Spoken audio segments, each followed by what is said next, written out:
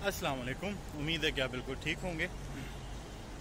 हम बाज़ औक़ात मुख्तलिफ़ ज़ातों की वजह से, मुख्तलिफ़ कौमों की वजह से नफ़रत के जाले में पड़े रहते हैं।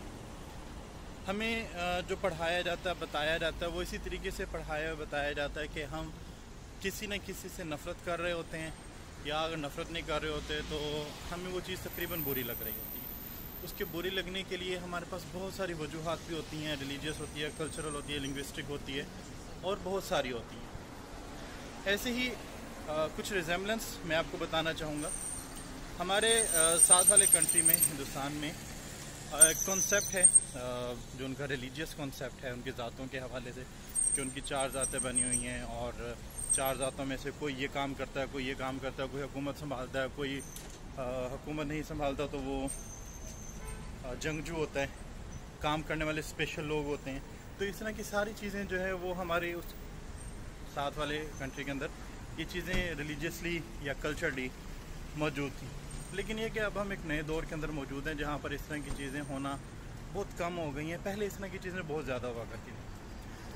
अभी हमारा ये कॉन्सेप्ट तो आपको मालूम हो गया, लेकिन ये और आपको इसमें बहुत ज़्यादा बेहतर तरीके से पता भी होगा। लेकिन यही जब कॉन्सेप्ट हम पढ़ते हैं ब्यूरोक्रेटिकली इंटरनेशनली पूरी दुनिया के अंदर, चाहे वो मार्क्सिस्ट कंट्रीज़ हों या सोशलिस्ट कंट्रीज़ हों या डेमोक्रेटिक या फ्यूडल कोई भी कंट्री हो, वहाँ पर एक ब्यूरोक्रेटिक हायरार्की चलती है जो मैक्स वेबर ने जो है प्रेजेंट की थी, जिसके मुताबिक ये है कि मुख्तलिफ़ क्लासें होती हैं, मुख्तलिफ़ क्लासें अपने मुताबिक जो है वो चीज़ों के फ़ैसले कर रही होती हैं।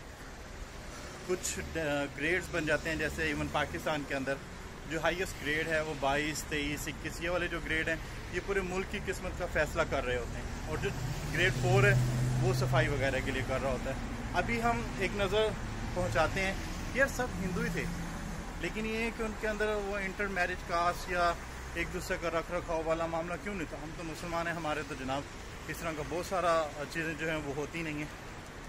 इसकी सिंपल सी एक एग्जांपल है कि जब हम ब्यूरोक्रेटिक सिस्टम के अंदर देखते हैं, ब्यूरोक्रेटिक सिस्टम के अंदर हमारा जो 21वें ग्रेड का जो ऑफिशियल है वो कभी भी अपने जो है ताल्लुकात नहीं बनाता, चाहे वो फैमिली हो, शादी हो या कोई भी किसी भी किस्म के हों, तो वो इस तरह कोई भी रिलेशन ग्रेड 4 के साथ डेवलप नहीं करता 21 ग्रेड का। तो आप इसमें फिर दोबारा उसी तरीके से देख सकते हैं कि वो जो है हमारा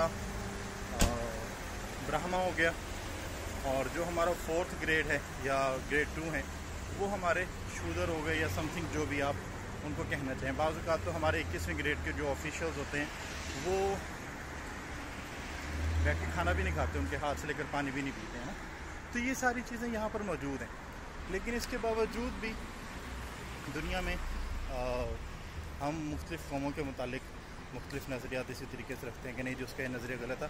हाँ, ये नज़रियात गलत या सही हो सकते हैं, लेकिन उसकी वजह जो है दुरुस्त भी की जा सकती है।